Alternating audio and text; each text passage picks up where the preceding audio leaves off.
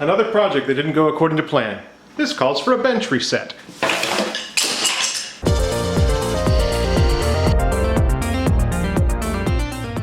Last year I made this coffee tamper out of coffee beans and resin, and it was at the time the most hated project I'd ever made. When I made that project, I came very close to just quitting YouTube. It was one of those things that just made me question whether or not I should be doing this. And it has long since been in need of a redo. And I think the major issue with it was that I made it using clear resin. I think it just, well, it made it look like poop. And let's be honest, it looked like poop, and who wants to tamp coffee with a poop stick? So as you can see, this mold holds 4 ounces. I made it out of liquid latex last year. All you do for that is just cut a block the size you want, and then you just start painting on this liquid latex. And after about 4 or 5 coats, you get this mold. It takes a long time, but it's relatively inexpensive. So what we're using for the resin today is fast cast resin. I like it for 2 reasons. One, they sent it to me for free. That's my favorite reason. And the other thing is it cures in like 20 minutes. It is incredibly fast.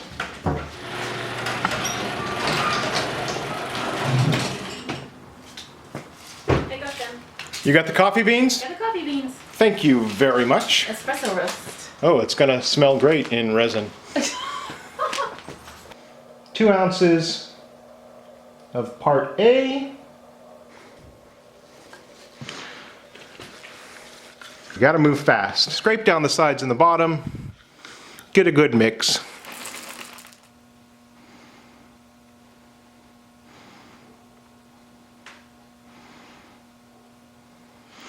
And just kind of see if we can't get out some of these bubbles. Honestly, anything's going to look better than the last one.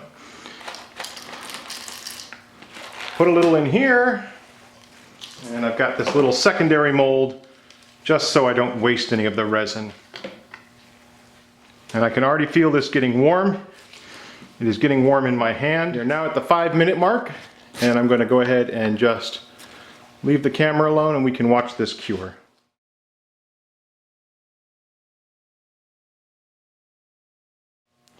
And we're done. My clock here says 5 minutes. So it just came out of the mold, and as you can see, the coffee beans actually floated. So that's not exactly what I wanted, but no big deal.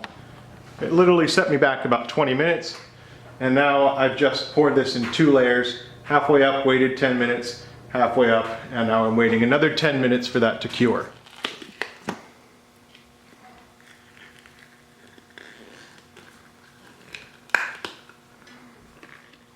Looks pretty good to me. The real test will be at the lathe. And this is a 3/8 inch drill bit.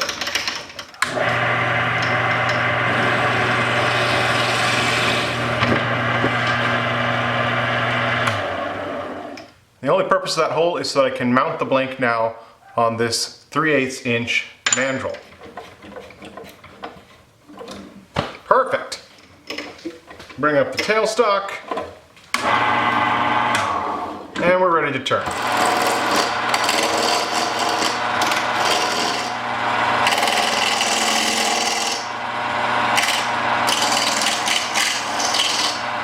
Whew, definitely smells nice.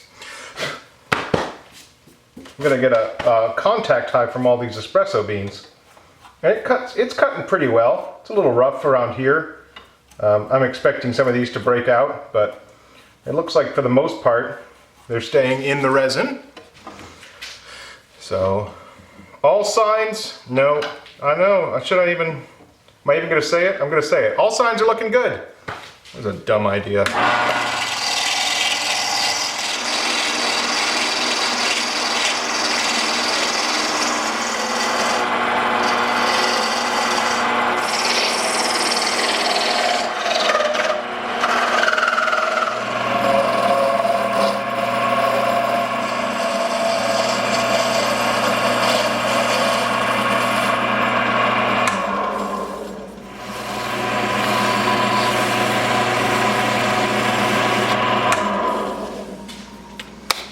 So after sanding it was still a little dusty. Like the white wasn't really bright. I'm just using a little nail polish remover. It's really nice to have some of this around the shop. It's great for cleaning up uncured resin. And here, I'm basically just getting rid of all of the dust. And that looks much brighter. And there's a much better contrast between the coffee beans and the resin. Basically, if it goes in the kitchen and it's not a cutting board, lacquer. So 2 more coats and then we're gonna move on to assembly. A number of years ago, my friend Brad recommended 2 things to me: the video game Skyrim and Orson Scott Card's book Ender's Game.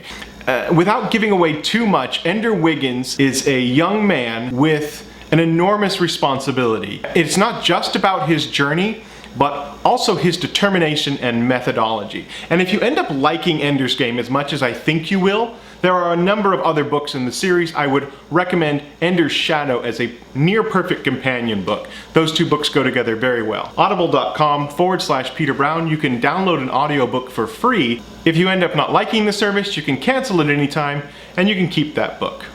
I'd like to thank Audible for continuing to support this channel and other YouTube channels to help keep content free and really offset the cost of what I do here in the workshop. This is the aluminum base that I made in the last video.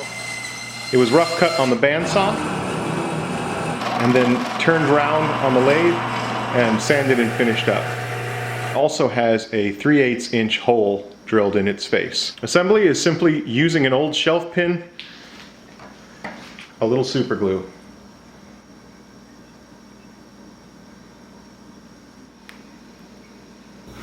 I'm super happy with it, especially considering what it was replacing.